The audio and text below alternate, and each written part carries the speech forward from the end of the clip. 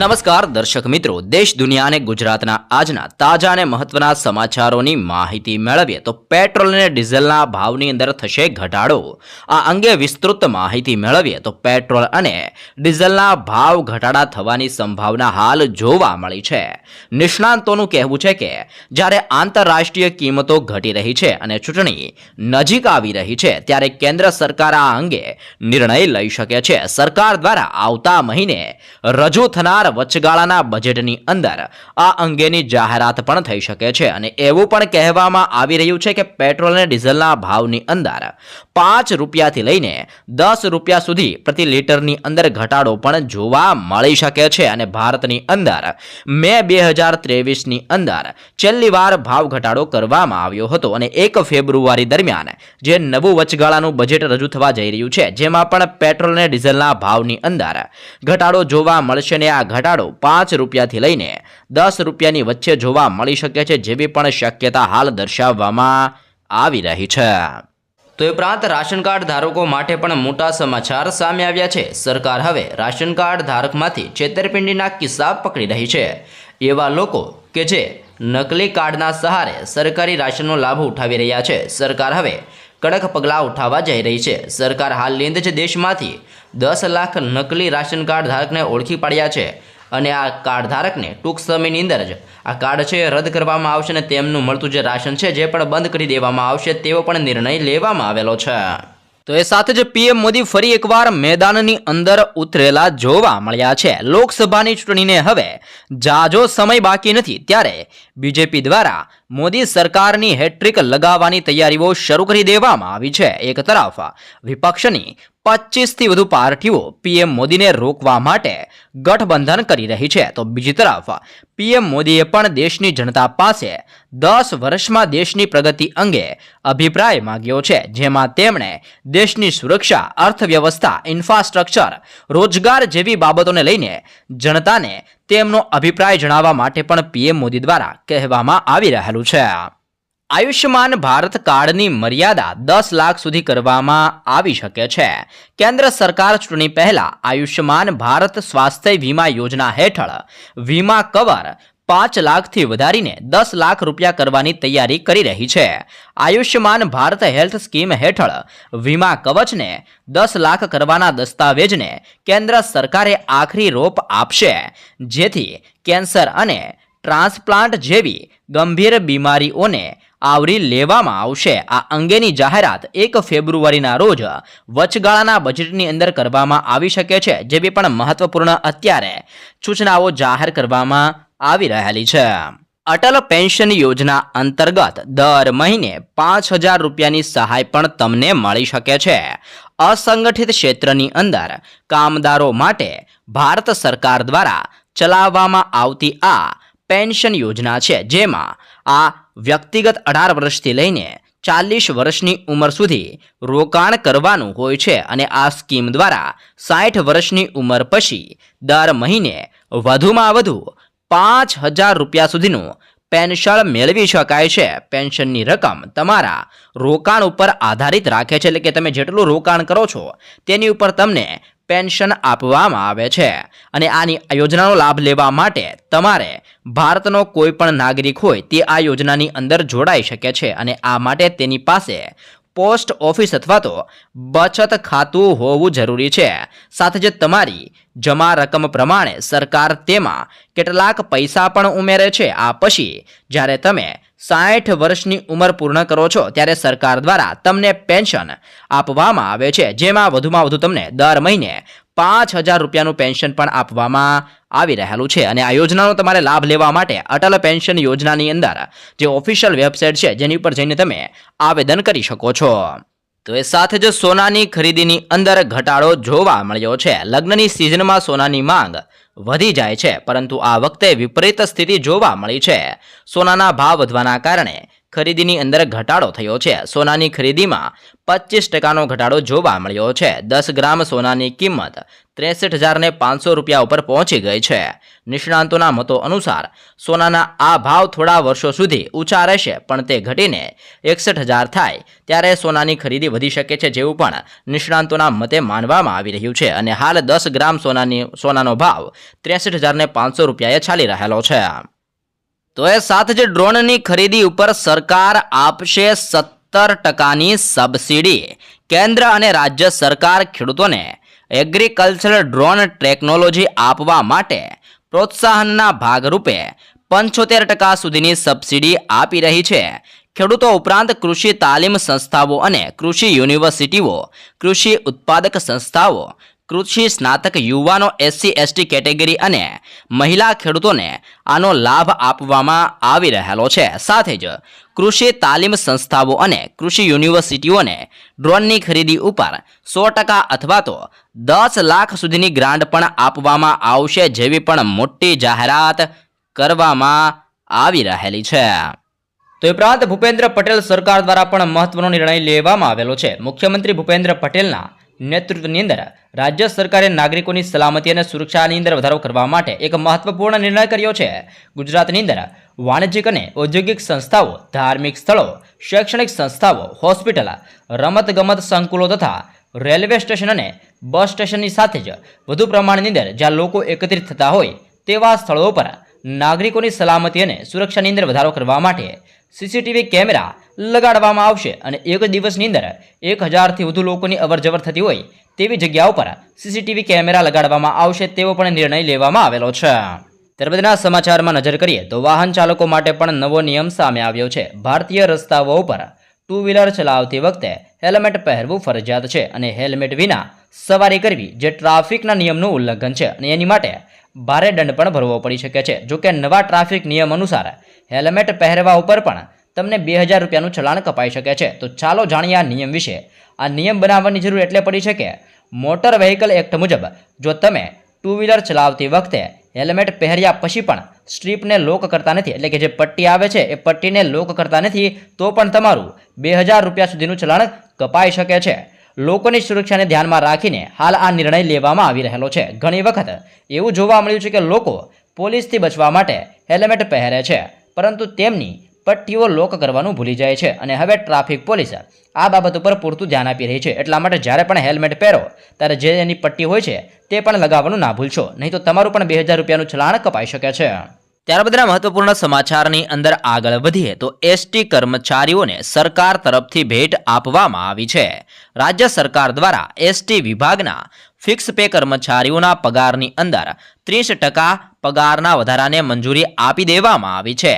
નાણાં વિભાગે 30% વધારાને મંજૂરી આપી હતી. નાણાં વિભાગ દ્વારા મંજૂરી મળવાની સાથે જ હવે ST નિગમના ફિક્સ પે કર્મચારીના પગારની અંદર સીધો વધારો થવાનો છે. અને સૂત્રોના જણાવ્યા પ્રમાણે નાણાં વિભાગની મંજૂરી મળતાની સાથે જ વહેલી તકે આની અમલવારી પણ કરવામાં આવશે અને આ નિર્ણયથી 7000થી વધુ કર્મચારીઓને લાભ થશે, જેવી પણ મોટી માહિતી જાહેર કરવામાં આવી રહેલી છે.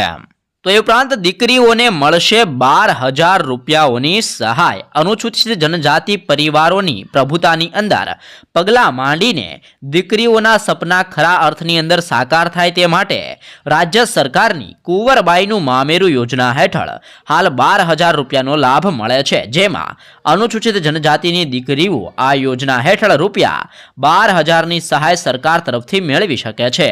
રાજ્યની અંદર 90,000 કરતાં વધુ દીકરીઓએ આનો લાભ મેળવ્યો છે અને સરકારે આ યોજનાનો લાભ લેવા અને તેનો બહોળો પ્રચાર કરવા માટે પણ અપીલ કરવામાં આવી રહેલી છે. જે અંતર્ગત કુંવરબાઈના મામેરા અંતર્ગત જે પરિણીત સ્ત્રીઓ, જે નવી દીકરીઓના લગ્ન થાય છે, જેમને 12,000 રૂપિયાની સહાય સરકાર તરફથી આપવામાં આવી રહી છે. અને આ માટે તમારે ઓનલાઈન ફોર્મ પણ ભરવાનું રહે છે. જે બાદ તમારું ફોર્મ સ્વીકાર્યા બાદ તમને 12,000 રૂપિયાની સહાય પણ દીકરીઓને આપવામાં આવે છે.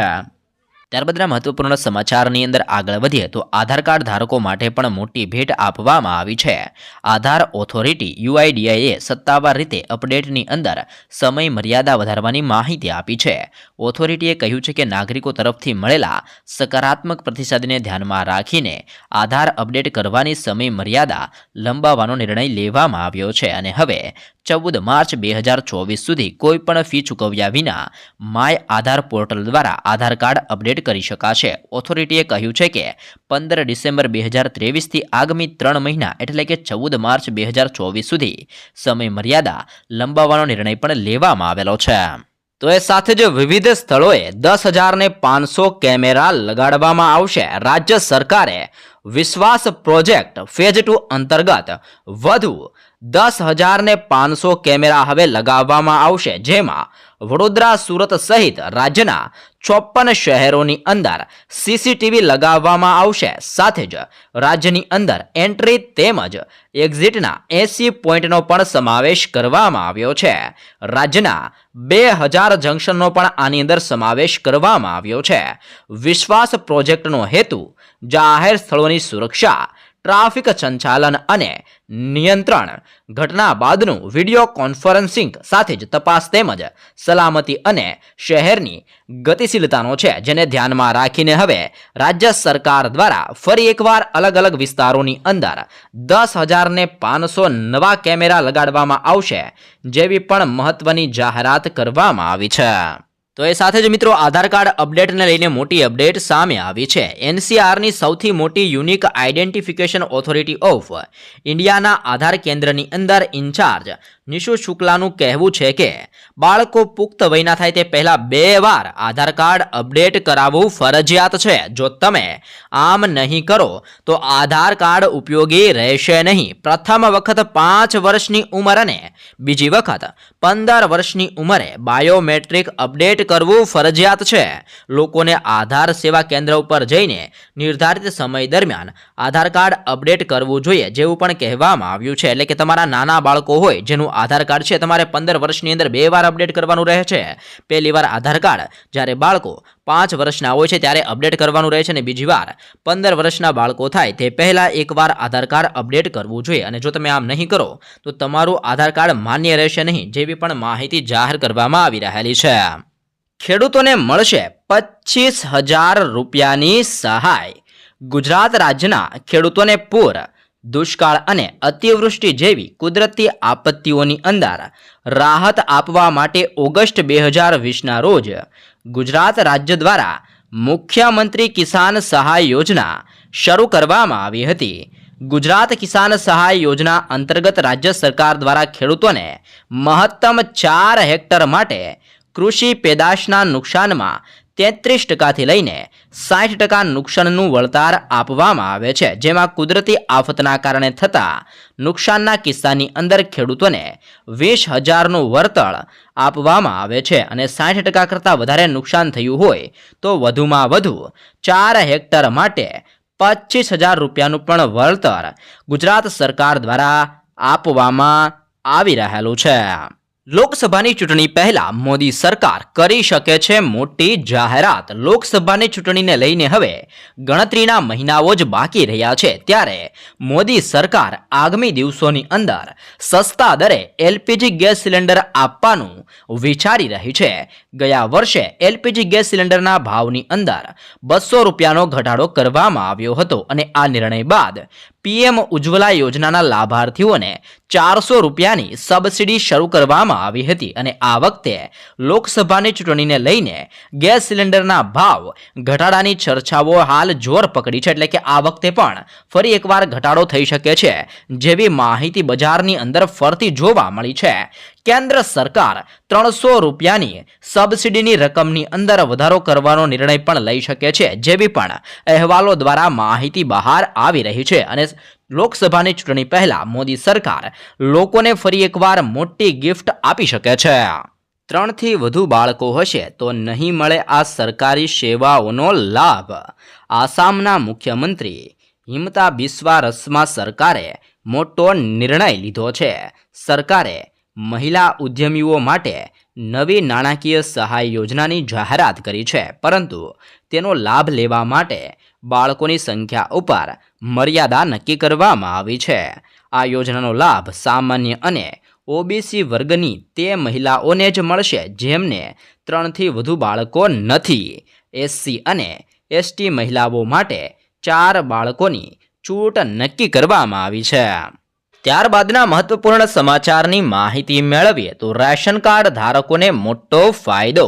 એનએફએસએ કાર્ડ માટે હવે આવક મર્યાદા ₹1.5 થી 2 લાખ કરવાની સરકાર વિચારણા કરી રહી છે અને હાલની અંદર એનએફએસએ રેશન કાર્ડ ધારકો માટે આવક મર્યાદા ₹1 લાખ છે અને સરકારના આ આવક મર્યાદા વધારવાના નિર્ણય બાદ કાર્ડ હોલ્ડરોની સંખ્યા પણ વધશે અને વધારે ખેડૂત લાભાર્થીઓ છે તેમને રાશન કાર્ડ કાઢી આપવામાં આવશે અને ચૂંટણી આવતા પ્રધાનમંત્રી ગરીબ કલ્યાણ યોજના અંતર્ગત મફત અનાજ છે જે પણ લંબાવવામાં આવી શકે છે. એટલે કે સરકાર દ્વારા હાલ એનએફએસએ રેશન કાર્ડ ધારકોની અંદર આવક મર્યાદા વધારવાની અંદર વિચારણા કરવામાં આવી રહી છે અને આવક મર્યાદા વધારવામાં આવશે તો જેમની આવક 1.5 લાખથી 2 લાખ રૂપિયા સુધીની આવક છે જેમને પણ એનએફએસએ રેશન કાર્ડ ધારક કાઢી આપવામાં આવશે, જેથી કરીને જે મફત રાશનનો લાભ પણ મેળવી શકો છો. અને હાલ સરકાર દ્વારા આ વિચારણા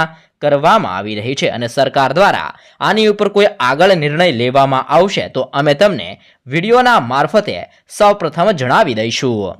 તો એ સાથે જ વીજળી મીટરના ફિક્સ ચાર્જની અંદર પણ ઘટાડો કરવામાં આવેલો છે. ગુજરાત સરકારે ખેડૂતોના હિતની અંદર મહત્વનો નિર્ણય લેતા કૃષિ વીજ જોડાણના મીટરની અંદર ટેરિફ ફિક્સ ચાર્જની અંદર ઘટાડો કર્યો છે અને જેનો સીધો ફાયદો ખેડૂતોને થવાનો છે.